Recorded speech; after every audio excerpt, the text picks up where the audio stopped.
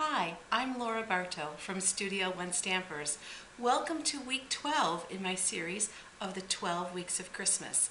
Today I want to show you how to make this adorable Baker's Box Christmas treat.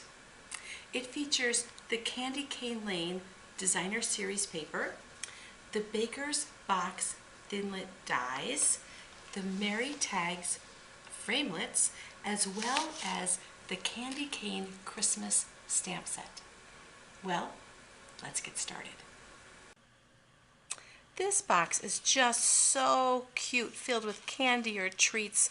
It's going to look great on your Christmas table or just as something to hand to someone. So let me show you some of the tricks on how to make this go super fast.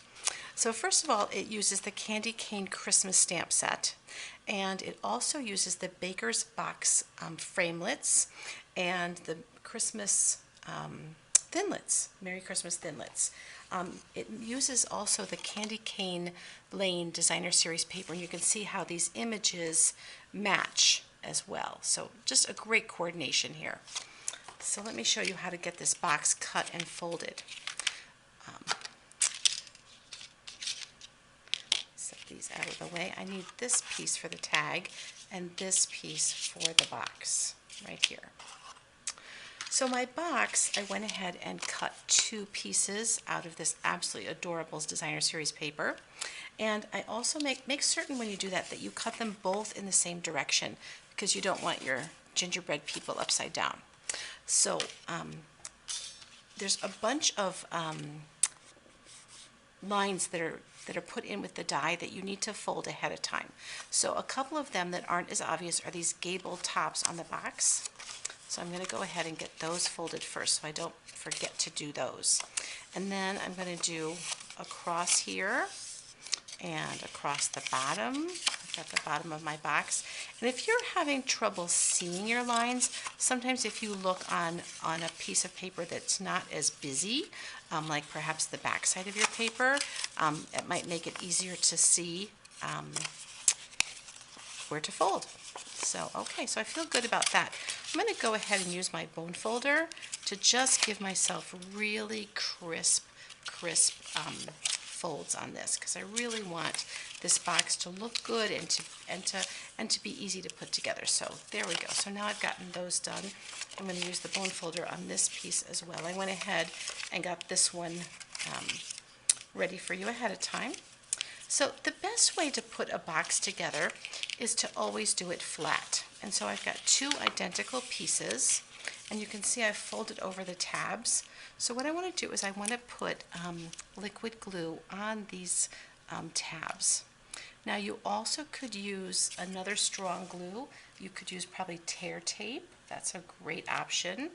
This is what tear tape looks like, and it's really good. You just put it on and peel it off. Super great option for boxes, because you want them strong enough. You don't want them falling apart in people's hands. So now we're going to go ahead and put these together so that the folds line up with the lines here. So I've got this side lined up.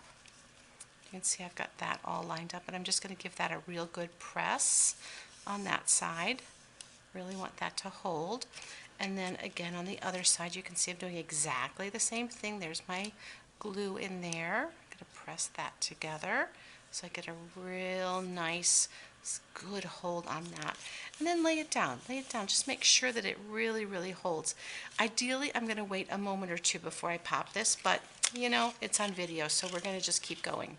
The next thing to do is to do the bottom, and you're going to need a fair amount of glue on this as well. So here's the bottom piece. The little pieces fold in first, and I want to go ahead and put some glue. I want to be pretty generous because these are going to be covered up.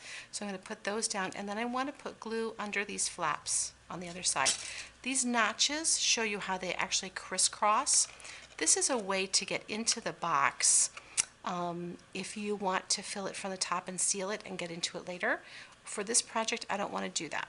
So I'm going to put that in, and I'm going to use my bone folder to just really push those pieces down together. Really just make sure they're going to stay nice and firm.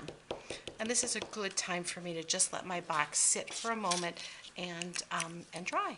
So I want to go back to showing you how to do the little tag that goes on here. So this little Christmas tag, super, super simple. I'm going to stamp it in real red ink right about there on a piece of white cardstock. And then I'm going to send it through the Big Shot and cut out that shape, and it's going to give me that hole in the top so I can attach it.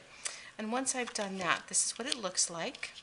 And I've got a piece of red baker's twine. I'm just going to thread that through that loop. And the cute thing, this is a little gold clip that goes on the top that's going to hold the whole piece together. So I think I'm ready now to do that. So you can see how, because I pre-folded, this all goes together. I can put my clip on the top, and then everybody can get into it without ripping it apart. So they can open it, have a piece of candy. Of course, I would fill it before I did that, but I'm going to tie my tag on here, just onto this little end. Just a little bow. So simple. Just wrap that around, pull it through, and I've got myself a cute little baker's twine tag, and there you go. What a fast, super simple little gift. Enjoy and have a wonderful, wonderful Christmas season.